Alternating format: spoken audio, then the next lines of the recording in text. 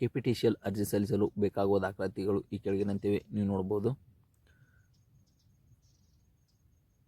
ಒಟ್ಟು ಹುದ್ದೆಗಳು ಕಲ್ಯಾಣ ಕರ್ನಾಟಕ 215, ಕಲ್ಯಾಣ ಕರ್ನಾಟಕೇತರ ಹುದ್ದೆಗಳನ್ನು 2760. ಕೆಪಿಟಿಸಿಎಲ್ ಹುದ್ದೆಗೆ ಅರ್ಜಿ ಸಲ್ಲಿಸುವ ಲಿಂಕನ್ನು ಡಿಸ್ಕ್ರಿಪ್ಷನ್ ಬಾಕ್ಸ್ನಲ್ಲಿ ಕೊಟ್ಟಿರ್ತೀನಿ, ನೋಡ್ಕೋಬೋದು. ಅರ್ಜಿ ಸಲ್ಲಿಸುವ ವಿಧಾನಗಳು ಈ ಕೆಳಗಿನಂತಿವೆ. ಮೊದಲು 1ನೇ ಹಂತವನ್ನು ಆಯ್ಕೆ ಮಾಡಿಕೊಂಡು ನೀವು ಯಾವ ಹುದ್ದೆಗೆ ಅರ್ಜಿ ಸಲ್ಲಿಸಬೇಕು ಅಂದ್ಕೊಂಡಿರ್ತೀರಲ್ಲ ಆ ಹುದ್ದೆನ ಆಯ್ಕೆ ಮಾಡಿಕೊಡ್ರಿ.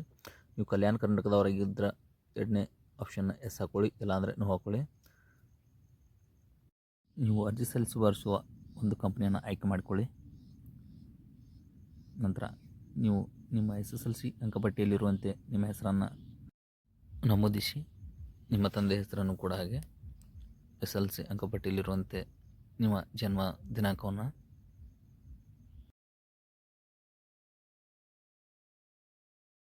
SSLC ನೋಂದಣಿ ಸಂಖ್ಯೆಯನ್ನು ಟೈಪ್ ಮಾಡಿ.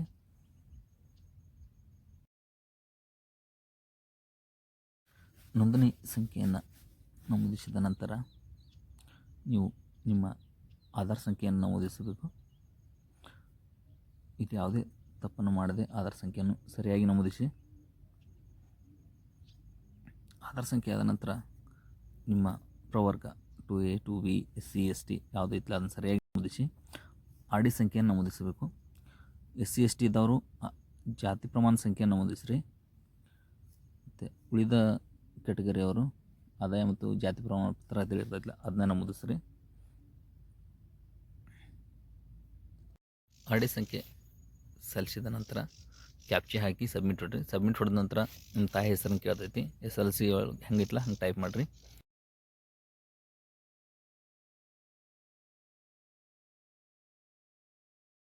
ನೀವು ಗ್ರಾಮೀಣ ಮಾಧ್ಯಮ ಇದ್ರೆ, ಕನ್ನಡ ಮಾಧ್ಯಮ ಇದ್ರೆ, ಮುಳುಗಡೆ ಬರ್ತಿದ್ರೆ, ಅಂಗವಿಕಲತೆ ಇದ್ರೆ, ಮಾಜಿ ಸೈನಿಕರಿದ್ರೆ, ಅವು ಯಾವುದು ಮೀಸಲಾತಿ ಬರ್ತಾವೆ ಅವನ್ನ ಆಯ್ಕೆ ಮಾಡ್ಕೊಡ್ರಿ.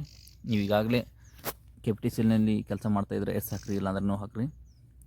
ವಿದ್ಯಾರ್ಥಿ SSLC CBSE ಇದ್ದವ್ರು CBSE, ICSE ಕಲ್ತವ್ರು ಅದನ್ನ ಹಾಕೋಬೋದು. ನಿಮ್ಗೆ ಪರ್ಸಂಟೇಜ್ ಇರ್ತೈತೆ, ಪರ್ಸಂಟೇಜ್ ತೊಗೊಂಡು ನೀವು SSLC ಒಳಗೆ ಎಷ್ಟು ಮಾರ್ಕ್ಸ್ ತೊಗೊಂಡ್ರಲ್ಲ ಅದನ್ನು ಎಂಟ್ರ್ ಮಾಡಿರಿ. ಅದಾದ ನಂತರ ಗರಿಷ್ಠ ಅಂಕಗಳು ಅದನ್ನ ಎಂಟ್ರ್ ಮಾಡಿದರೆ ನಿಮ್ಮ ಪರ್ಸಂಟೇಜ್ ಎಷ್ಟಾಗೈತೆ ಅಂತೇಳಿ ಅದು ಸರಿಯಾಗಿ ತೋರಿಸುತ್ತೆ. ಅದಾದ ನಂತರ ನಿಮ್ಮ ವಿಳಾಸವನ್ನು ಎಂಟ್ರ್ ಮಾಡಿರಿ. ನಿಮ್ಮ ಊರು, ತಾಲೂಕು, ಜಿಲ್ಲೆ,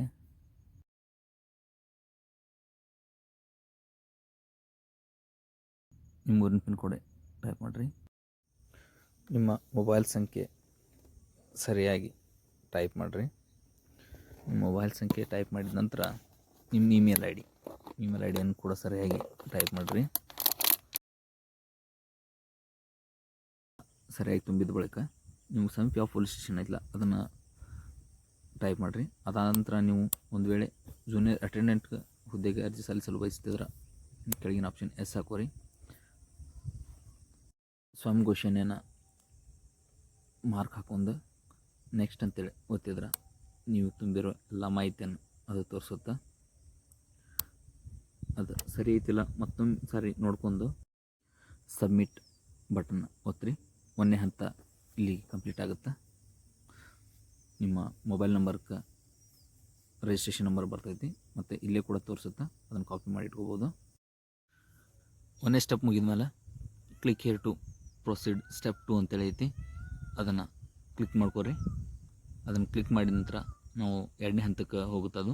ಅಲ್ಲಿ ನಿಮ್ಮ ಫೋಟೋ ಮತ್ತು ಸಿಗ್ನೇಚರ್ ಅಪ್ಲೋಡ್ ಮಾಡ್ಕೋಬೇಕು. ನಿಮ್ಮ ರಿಜಿಸ್ಟರ್ ನಂಬರ್ ಮತ್ತು ಡೇಟ್ ಆಫ್ ಬರ್ತ್ ಹಾಕಿ ಕ್ಯಾಪ್ಚಾ ಎಂಟ್ರ್ ಮಾಡಿರಿ. ಕ್ಯಾಪ್ಚಾ ಎಂಟ್ರ್ ಮಾಡಿದ ನಂತರ ಅದು ಲಾಗಿನ್ ಆಗುತ್ತೆ.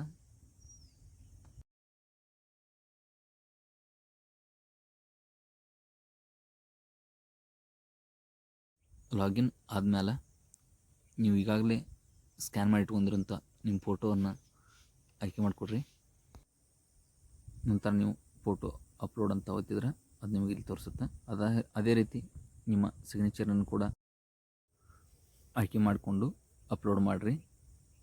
ಅಪ್ಲೋಡ್ ಮಾಡಿದ ನಂತರ ಈ 2ನೇ ಹಂತ ಕೂಡ ಕಂಪ್ಲೀಟ್ ಆಗುತ್ತೆ.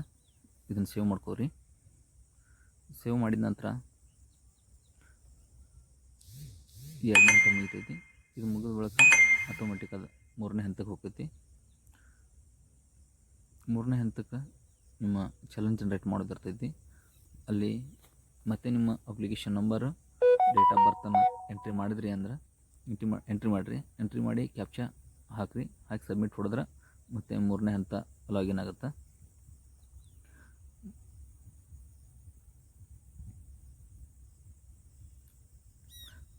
ಇಲ್ಲಿ 3ನೇ ಹಂತ ಲಾಗಿನ್ ಆದ ನಂತರ click the button proceed to e sign ಅಂದ್ರೆ ನೀವು ತುಂಬಿರೋ ಮಾಹಿತಿ ಎಲ್ಲ ಸರಿಯಾಗೈತಿಲ್ಲ ಇನ್ನೊಮ್ಮೆ ನೋಡ್ಕೊಂಡು ನಂತರ ಕೆಳಗೆ ಐ ಅಗ್ರಿ ಅಂತ ಹೇಳಿ ಒಂದು ಬಾಕ್ಸ್ ಬರುತ್ತೆ.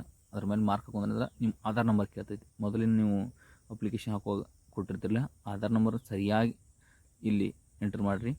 ಆಧಾರ್ ನಂಬರ್ ತಪ್ಪು ಹಾಕಿದ್ರೆ ಈ ಅಪ್ಲಿಕೇಶನ್ ಈ ಸೈನ್ ಕಂಪ್ಲೀಟ್ ಆಗಂಗಿಲ್ಲ. ನಿಮ್ಮ ಆಧಾರ್ ನಂಬರ್ ಹಾಕಿ OTP ಕಳಿಸಿದ್ರಿ ಅಂದ್ರೆ ನಿಮ್ಮ ಆಧಾರ್ ಕಾರ್ಡ್ ಯಾವ ನಂಬರ್ ಲಿಂಕ್ ಐತಿಲ್ಲ ಅದಕ್ಕೆ OTP ಬರ್ತೈತಿ.